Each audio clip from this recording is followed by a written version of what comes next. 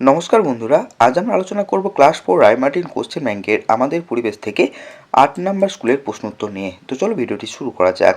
প্রথমে আছে দেখো, শূন্যস্থান পূরণ করো। পাখিদের শরীরের ভিতর ড্যাশ ভরা থলি থাকে। চলো উত্তরগুলো দেখে নিই।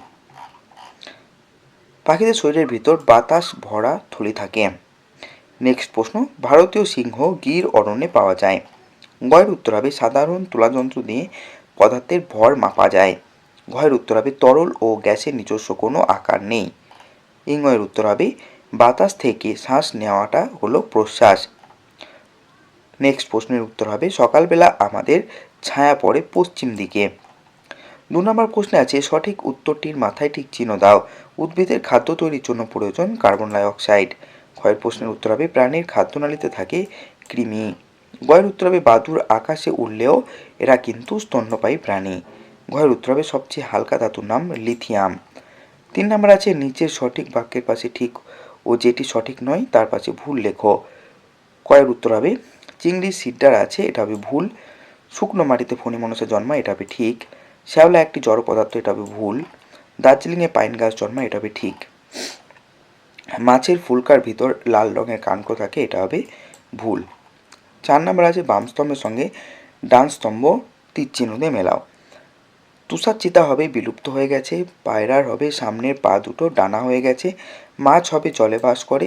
ফেদাকিমি হবে মানুষের শরীরে বাসা বাঁধে। প্রজাপতি হবে সন্ধিপদ প্রাণী। 5 নম্বর আছে নিচের প্রশ্নগুলির এক কথায় উত্তর দাও। কয়ের প্রশ্ন আছে কোন পাখি উঠতে পারে না, উত্তর হবে উট পাখি বা পেঙ্গুইন। ক্ষয়ে আছে দুটি বিষাক্ত গাছের নাম লেখো, উত্তর হবে কলকে ও ধুতুরা। গয়ের প্রশ্ন যে জীব বলতে কি বোঝো, উত্তর হবে যাদের প্রাণ আছে, যারা খাবার খায় এবং বংশবৃদ্ধি করে তাদের জীব বলে। ঘয়ের প্রশ্ন গাছ শ্বাস নেওয়ার সময় কোন গ্যাস গ্রহণ করে, উত্তর হবে অক্সিজেন, তবে খাদ্য তৈরির সময় কার্বন ডাই অক্সাইড গ্রহণ করে। নেক্সট প্রশ্ন কোন প্রাণী আত্মরক্ষার জন্য দেহের রং পরিবর্তন করে, উত্তর হবে গিরগিটি। নেক্সট প্রশ্ন সুষম আহার কাকে বলে, উত্তর হবে যে খাবারে খাদ্যের সবকটি উপাদান যেমন শর্করা, প্রোটিন, ফ্যাট, ভিটামিন, খনিজ লবণ ও জল সঠিক পরিমাণে থাকে তাকে সুষম আহার বলে।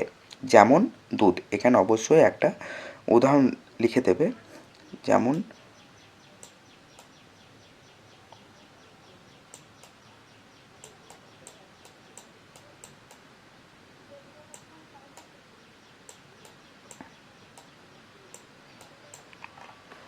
নেক্সট প্রশ্ন আছে দেখো, নিচের প্রশ্নগুলি যথাযথ উত্তর দাও। প্রথম প্রশ্ন পদার্থ কাকে বলে, পদার্থের কয়টি অবস্থা ও কী কী।